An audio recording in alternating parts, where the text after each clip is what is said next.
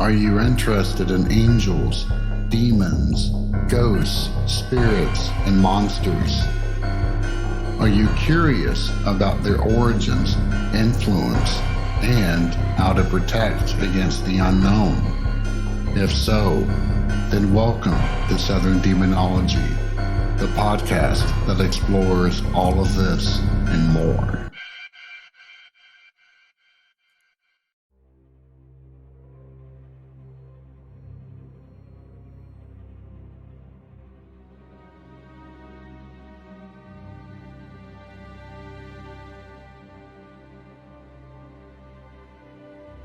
Hello all, and welcome to Season 4, Episode 3, otherwise known as the Halloween Special of Southern Demonology. As always, I'm your friendly neighborhood ancient demonologist, JJ. Before we delve into the main topic, I do want to announce a few things. First, there will be one last episode of Bite, my limited run mini-series that focuses on horror movie reviews and retrospectives coming on Halloween Day rather than its customary Friday drop. So I hope that you'll look forward to that. Second, I had 2 guest appearances for Halloween drop on other podcasts. The first is on Your Worst Friend, and this was the 3rd year that I was invited back on the show. And as always, I had a ton of fun speaking about horror movies, Okigahara, the Suicide Forest of Japan, and biblical monsters. Second, I once again joined Chris and Dean of the Wandering Road podcast to discuss the origins of Halloween and various paranormal goings-on. Please support both of these excellent podcasts. I'll have links for both episodes in the show notes. Next week, I will be bringing you a really exciting follow-up interview with the father and son duo who have appeared more times at this point than any other guest I have ever had. And that would be Father Birdsong, the exorcist from Georgia, and his son, Deacon Josh. I had actually planned to run the first part of that interview, but for this Halloween episode, I want to talk about a movie that was recently in theaters and has just been released onto streaming platforms, namely by my old friend and ultimate arch nemesis, Shudder. And the reason why I had a change of plans is I cannot stop thinking about this movie. I had been really excited to watch this one for a few reasons. First, it is about demonic possession, and given the high that Nefarious gave us, I have some high hopes. Furthermore, this movie has gotten rave reviews. I cannot tell you the number of horror TikTok and YouTube reviews that I have seen about this film just singing its praises. Some even more than the celebrated film Talk to Me. In fact, I can't remember a movie that I had been more excited to watch, especially considering that the director who made this one was also responsible for Terrified, which is one of my favorite horror movies, bar none. But third, and I have confirmed this, I am able to talk about this film because it is not on the struck list of works due to the SAG-AFTRA strike. Thankfully, the WGA strike has been resolved satisfactorily, but the SAG strike is still going on. And I strongly support the guilds and their effort. And it's not just because I hope to consult for horror movies one of these days. No, I firmly believe in the power to unionize and to ensure that workers get a fair wage. My mom worked for the phone company before she retired, and the number of times that a strike was required just to get them the minimum of what should be expected is absolutely ridiculous. And with the ever-present threat of AI on the horizon, additional safeguards are absolutely needed. But I digress. The movie I am talking about is When Evil Lurks. I was so excited for this movie that I even tried to schedule a special screening of it on our Discord server on Friday. That didn't quite work out like I hoped it would, but honestly, that's probably for the best. And in full disclosure, I actually wrote a vast majority of this review with only having watched half of the movie. And I had very little motivation to finish it. But for the sake of completeness, I did watch the remainder, as I kept thinking, maybe there's a twist or hook that redeems it. Maybe the director had an ace that ties it all together. And as I watched the credits roll, that hope, which had glimmered in my heart of hearts, was completely extinguished. If you know me, and if you've been listening to this podcast for any amount of time, then you do, I assure you, whether you want to or not, you know that I have one cardinal rule when it comes to films about demonic possession. And that is, to put it simply, demons are not substitutes for zombies. Demons do not possess people simply by looking at them, being near them, or touching them. Demons are not a virus. They never have been, they never will be. End of story. This is why Fallen is, in my opinion, one of the worst movies in the genre, and it's not just because they could never pronounce Azazel's name correctly, although that certainly pissed me off more than a little bit. Movies that treat demons like a virus are simply looking for a clever way to make those afflicted with the infestation behave more like people. Don't get me wrong. It certainly adds to the effect that if you can have a person acting maliciously with the knowledge that they have, then that is definitely a very scary prospect. If you could have a child say twisted things, or a loved one use their memories to dig into the hearts of others and make them bleed, then yes, you have something there. But that is not the truly terrifying thing about true demonic possession. And I don't want to spoil this movie very much, but I think you know where I'm going. Yes, this film has some excellent cinematography. It does world building very well, and it does possess more than its fair share of moments that made me gasp and cringe. If the director gave the enemies in this movie any other name than a demon, then I think it would have been fine. But he did not. And this is further enforced by actually naming some of the biggest demons that there are, such as Azrael and Baal-Zebub.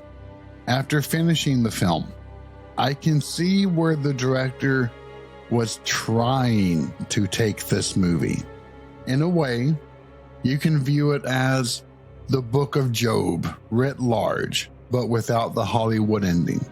For those who don't know, the story of Job is much more ancient than the one found in the Hebrew Bible, and it was gussied up sometime in the Second Temple period with a better ending than the original Middle Eastern tale gave it.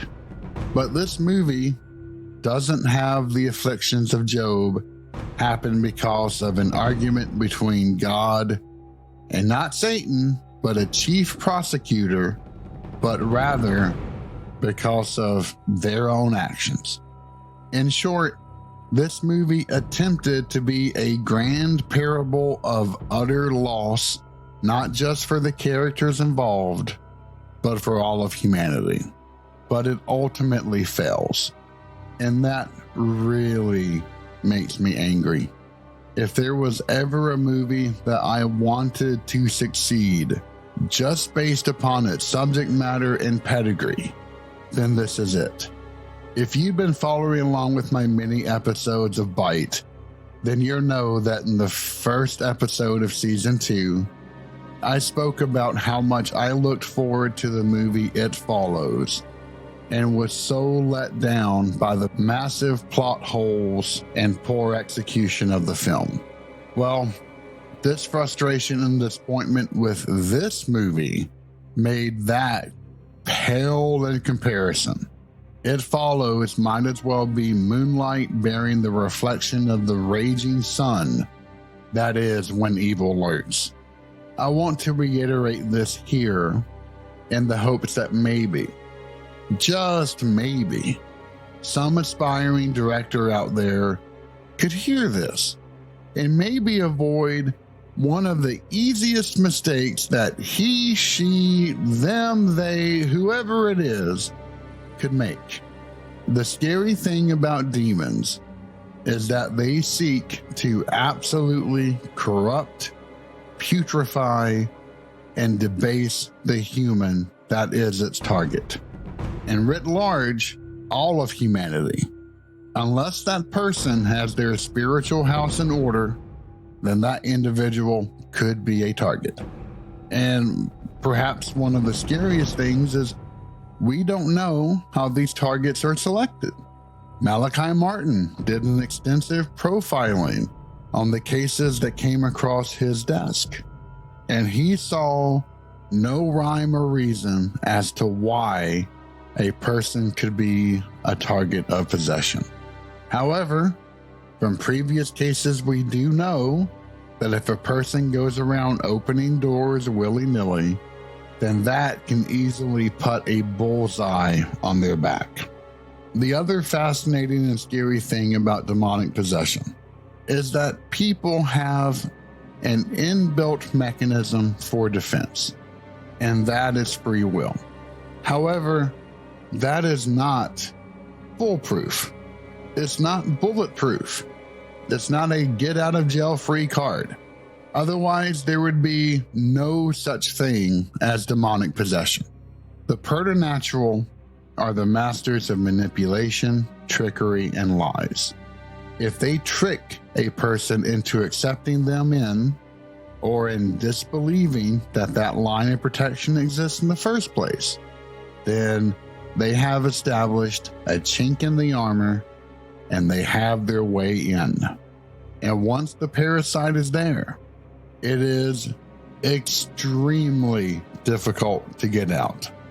You can listen to any of the other numerous episodes that I have done on this particular topic, but at least according to the Catholic way of thinking, that requires the church's sanctioned approval, an exorcist fully in the grace of God, and an act of sacrifice on that exorcist's behalf.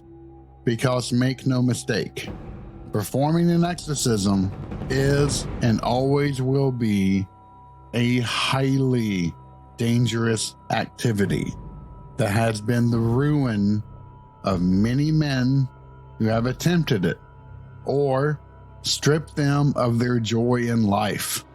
It is never something to be entered into lightly. So, to my would-be budding or future directors who may or may not be out there in the world, please, for the love of God, don't confuse a virus with a demon. Don't confuse a zombie with a demon. But most of all, don't treat your audience as idiots. And it's this last point that I really want to harp on for just a little bit, if you can beg my indulgence. I realize that the topic that I am speaking about requires pretty specialized knowledge. I have more years of education than I care to admit, and the debt that proves it.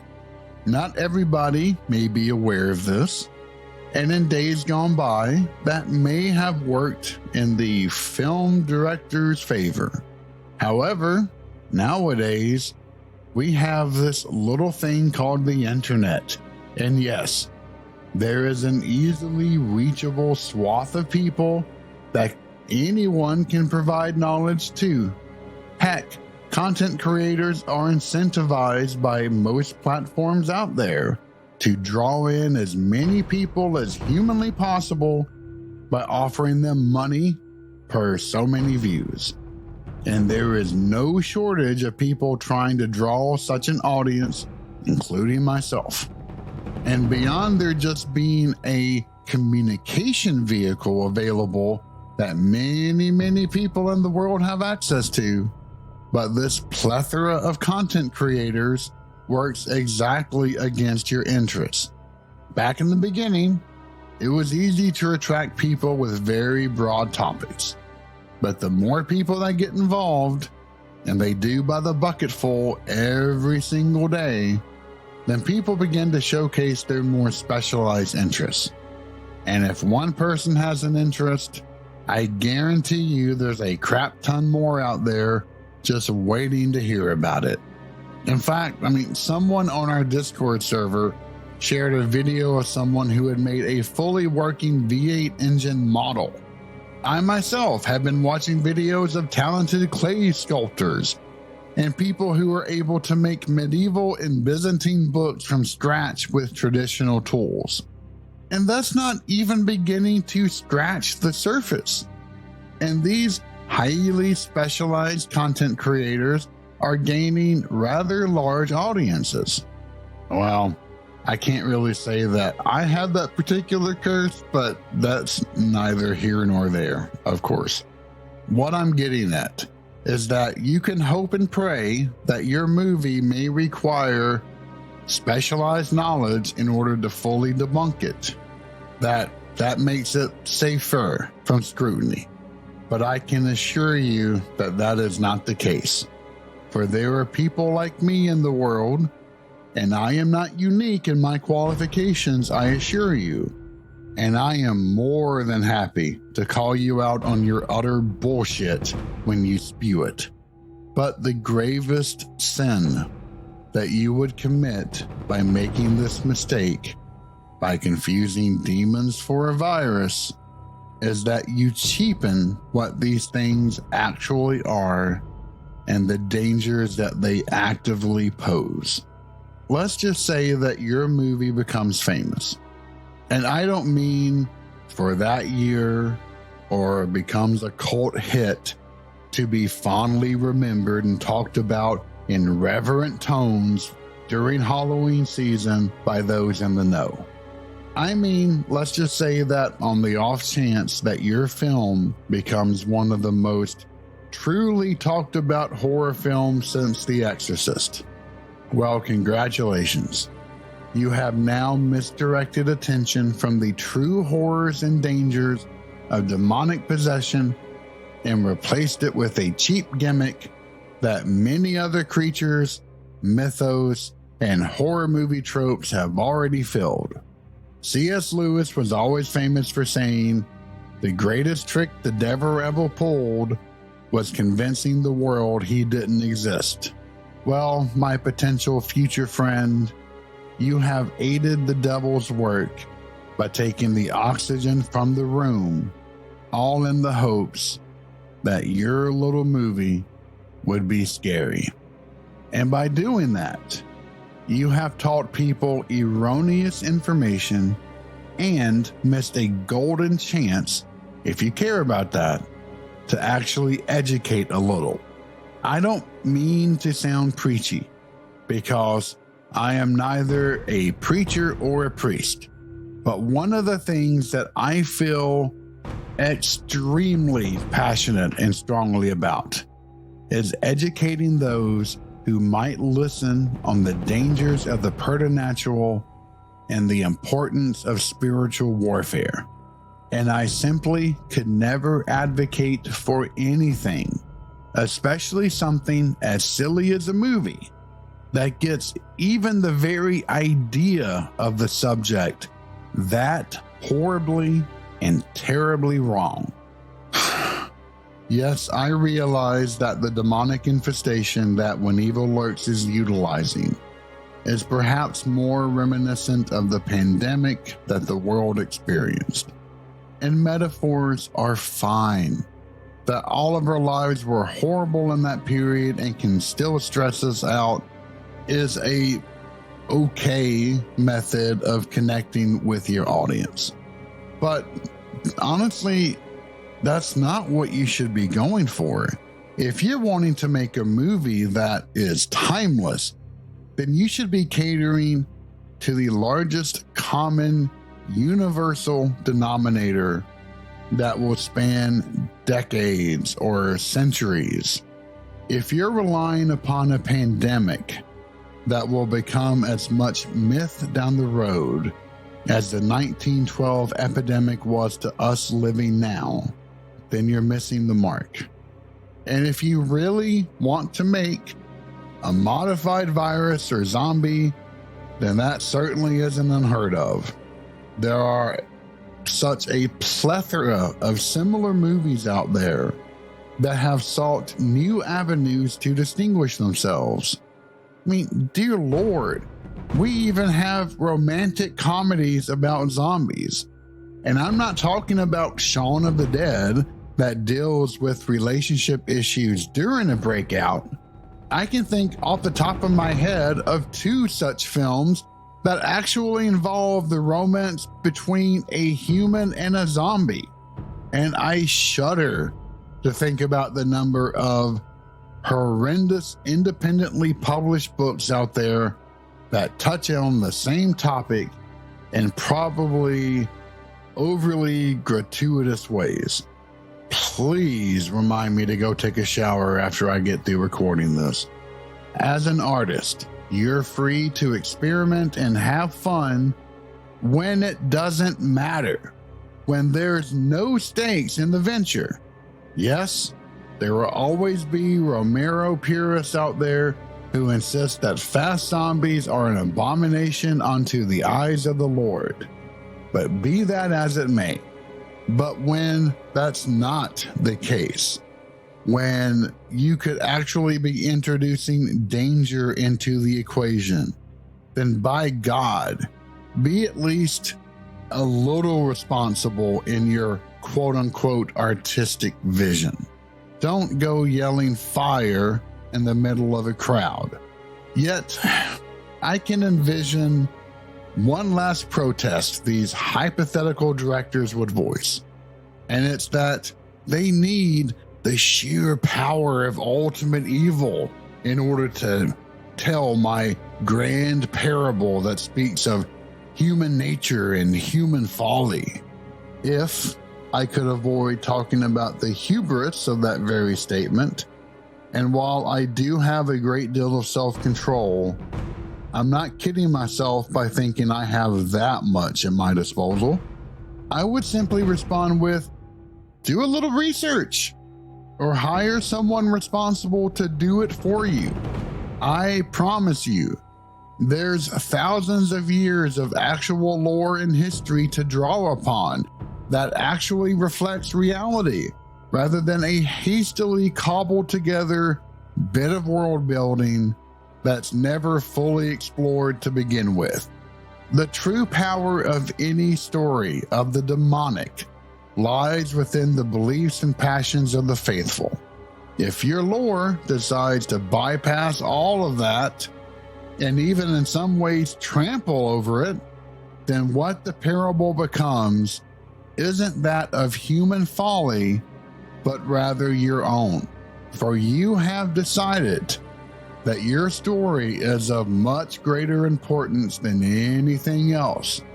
And in doing so, you have proven your parable by your own actions rather than merely depicting a fictitious one. And that's what saddens me most of all. Rather than being grand, this movie wallows in its own ignorance and self-importance. And that, in and of itself, leaves me angry. But it also leaves me deeply saddened and feeling more than a little hopeless. I hate leaving you with nothing but negatives in a review episode. But for the first time in a long time, I am filled with such nihilism after watching When Evil Lurks that I can't even muster the strength to try to find some light to shine your way, my friends. When you've spent decades of your life devoted to a particular set of topics, and then to see a movie, nevertheless a movie that you greatly anticipated, take a giant dump over all of it just to tell a story that I thought was more important than what is truly out there, then it's hard to avoid the negativity.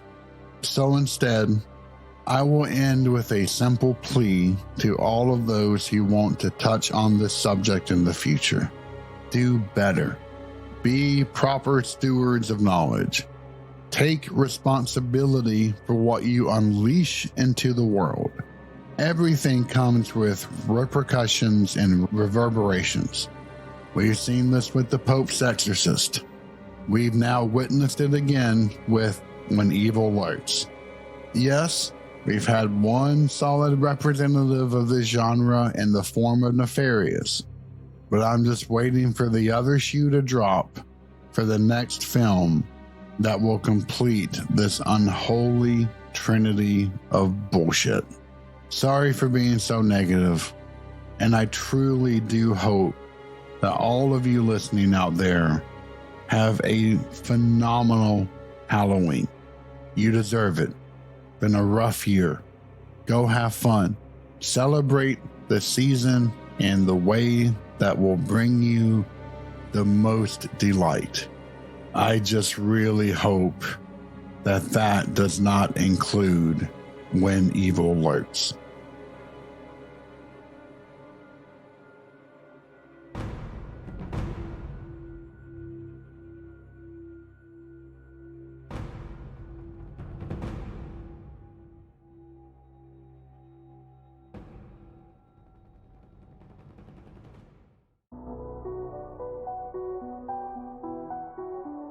Thank you for listening to Southern Demonology. Find us online at southerndemonology.com, which offers links to all of our social media and episodes. Southern Demonology is solely owned, produced, and edited by myself, and the intro and outro music are composed by me as well. If you have a moment, please rate, like, and share this podcast, as it is the best way to help support my work.